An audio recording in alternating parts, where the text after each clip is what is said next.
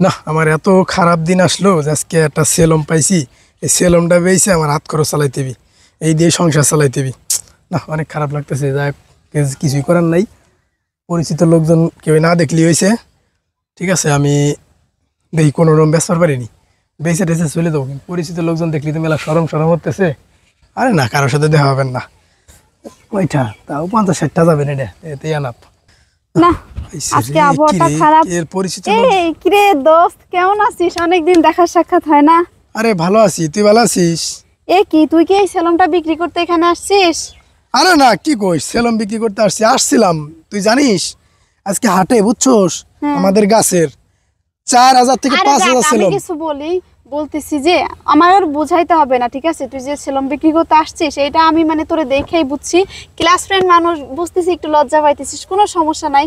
তুই ছিলি আমাদের ক্লাসের টপার, কত মেধাবী, দেখ চিন্তা করে দেখ আজকে তোর কোথায় থাকার কথা।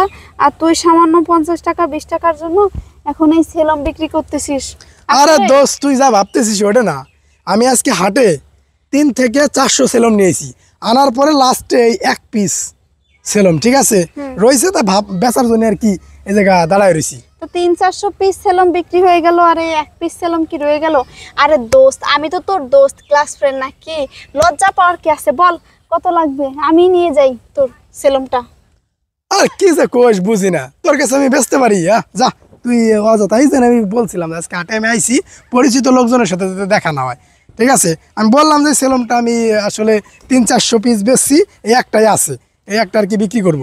না, তোদের কাছে সেলম অনেক খাইছি, মনে আছে? ওই স্কুলে থাকতে কত লুকাই লুকাই খাইছি। আসলে সেলমগুলো অনেক স্বাদ বেশি। আচ্ছা বল, কত দিতে হবে তোর? লজ্জা পাওয়ার দরকার নেই, আরে আমি তোর ক্লাস ফ্রেন্ড না? আমি বুঝছি তুই লজ্জা পাইতেছিস রে দোস্ত, বল না।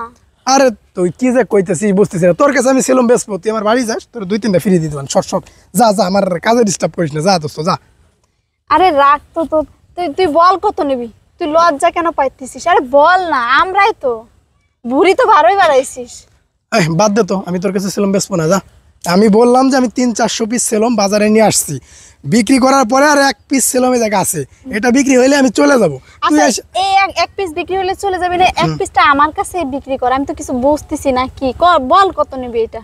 আচ্ছা যাই হোক দোস্ত মানুষ, তোরে তো অনেক রিকোয়েস্ট করলাম 300-400 পিস। আচ্ছা তোর কথাই মেনে নিলাম, 300-400 পিস আনছিস আর এক পিসই আছে। হ্যাঁ তোর এক পিস ই করা লাগবে না তো। ঠিক আছে, তুই যখন আমার কাছ থেকে টাকাই নিবি না, বন্ধু মানুষ, আচ্ছা আমি ফ্রিতেই নিয়ে গেলাম, কোনো সমস্যা নাই। খাই দেখবো, অনেক মজা। থাক তাহলে, আবার দেখাবে, টাটা। আরে আমার নসিব, আরে রে, আমি যে কিসের জন্য ওর কাছে স্বীকার করতে গেলাম না। আমি একটা সেলম ছিল, ভাবছি যে আসলে 40-50 টাকা বেচে খরচ চালাবো, একটু পকেট খরচটা চালাবো, তা আর হইলো না। না, আমার কপালটাই খারাপ।